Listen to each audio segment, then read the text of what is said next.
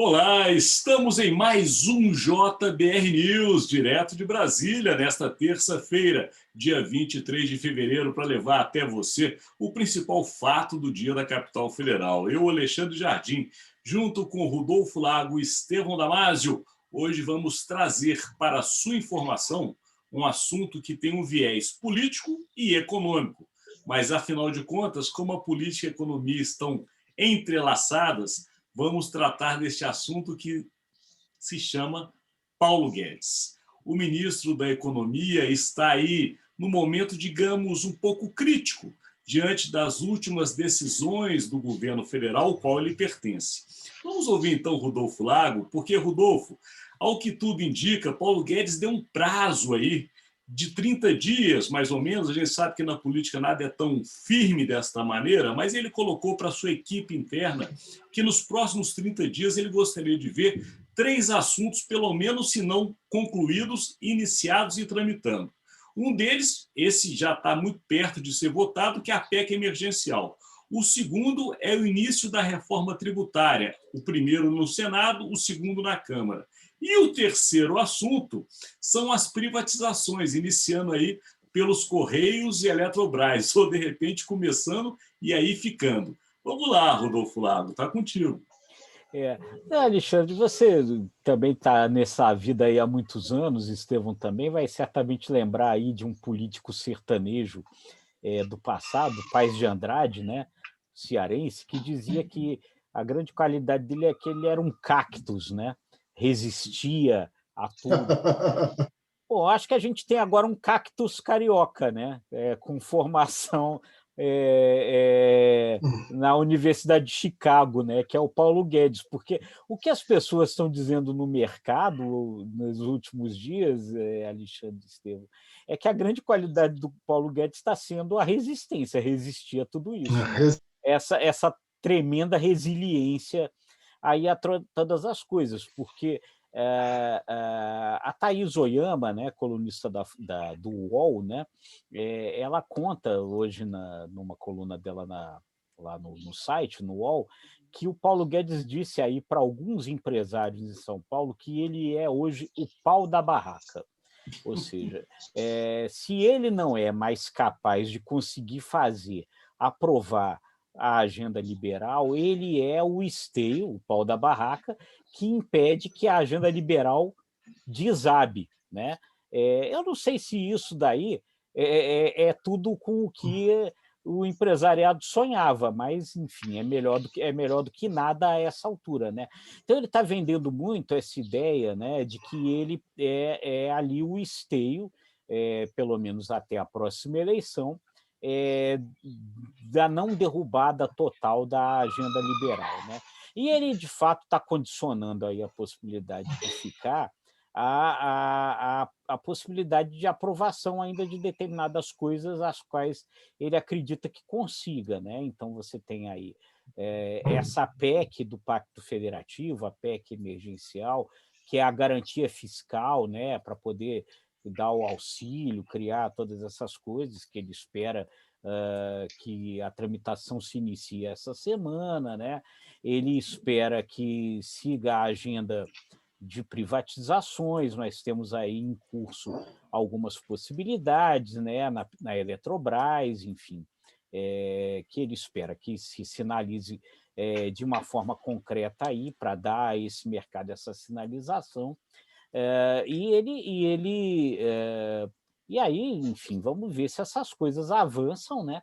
Para daí dar ao mercado essa sinalização de que ele não é, hoje, carta totalmente fora do baralho depois dessa história da intervenção feita na Petrobras. O grande problema, né, Alexandre Estevão, é que nada na pauta do Congresso, de fato, concretamente. Sim, a outra questão, me desculpem, perdão, é a reforma tributária, né? É avançar a reforma tributária. O grande problema é que, concretamente, nada anda já há algum tempo, né, no Congresso Nacional. A pauta continua parada, e, do ponto de vista da economia, nem o básico do básico foi aprovado, porque a gente ainda não tem nem o orçamento do ano aprovado, né? A essa altura terminando o mês de fevereiro, né? Bem lembrado e bem colocado, que, de fato, o andamento, o andar da carruagem no Congresso Nacional está muito longe da velocidade dos 30 dias que, internamente, Paulo Guedes conversou com seus assessores. Mas vamos ouvir também Estevão Damasio. O que você está vendo aí desta manutenção de Paulo Guedes, como diz Rodolfo Lago, Estevão, um cactus? Ele hoje é um exemplo de resiliência, né? Ele coloca em risco até a biografia liberal dele, a cartilha pela qual ele sempre rezou. O problema do Paulo Guedes é que ele não se acostumou ao ritmo de Brasília, ele não sabe dialogar, não tem paciência para dialogar com deputados e senadores. Para dialogar com parlamentar, pelo menos um determinado momento do diálogo, você tem que ter sangue de barata, literalmente. O Paulo Guedes foi alijado do processo de negociação política já há algum tempo, depois das passagens, digamos, desgastantes deles pelas comissões da Câmara, pior, a Câmara foi mais quente, e do Senado. Ali ele não mostrou traquejo nenhum para criar um elo forte com o parlamento.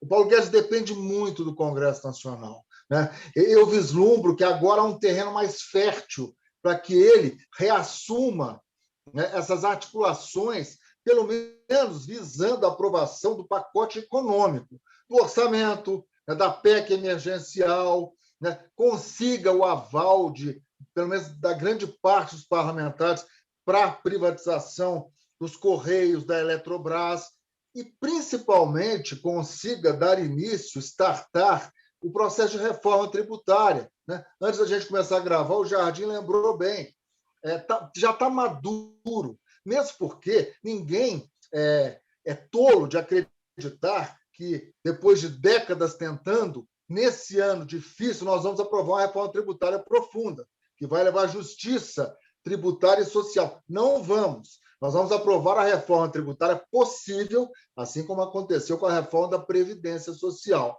Então, o Paulo Guedes depende dele próprio, neste momento, muito mais do que o presidente Jair Bolsonaro, que não vai fazer grande esforço. Eu vejo o Paulo Guedes tentando reassumir o protagonismo junto ao Congresso, mas aí ele tem que se dar uma benzida, literalmente, e passar a dialogar com deputados e senadores, especialmente com os presidentes da Câmara e do Senado. Sem o apoio desses cidadãos, né, desses representantes políticos, dificilmente a pauta que pode segurar Paulo Guedes no governo será aprovada. Porque, eu repito, Paulo Guedes é milionário, tem nome, né, pelo menos para quem respeita e abraça as teses liberais, o Paulo Guedes é um dos ícones, é um dos representantes máximos da escola liberal aqui no Brasil, veio da escola de Chicago, obviamente, que formou inúmeros economistas brasileiros, porém, ele não consegue, né, esse elo com o Congresso Nacional. E sem esse elo, sem a criação de um elo forte, dificilmente ele vai continuar arriscando a biografia, se desgastando.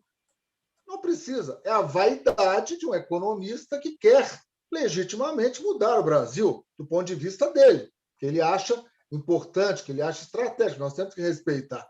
Mas vocês falaram bem. Não sei se esses 30 dias vão correr da maneira como o Paulo Guedes quer. Eu acho até que ele vai extrapolar um pouquinho esse prazo, mas tudo vai depender das próximas semanas dele conseguir startar esse processo no Congresso.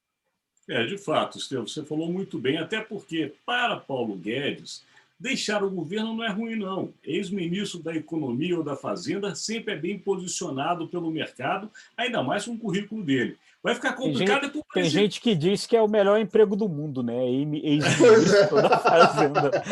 É verdade. Não, mas o Jardim, ele sairia muito chamuscado, viu? Porque ele não conseguia fazer praticamente nada. Estevão, mas ele teria muita força no mercado, porque o grau de informações que o ex-ministro da Fazenda ou da Economia tem, para o mercado vale diamante, vale uma fortuna, não tem preço, e ele sabe disso muito bem. Agora, quem teria dificuldade é o presidente, Porque se a gente for avaliar, e não é momento mais, porque nós estamos com o nosso tempo estourado, mas vale a gente fazer um conteúdo com isso, o presidente perdeu a sua principal bandeira de combate à corrupção, que era Sérgio Moro. Se perder Paulo Guedes, vai perder a segunda principal bandeira, que é justamente a política liberal.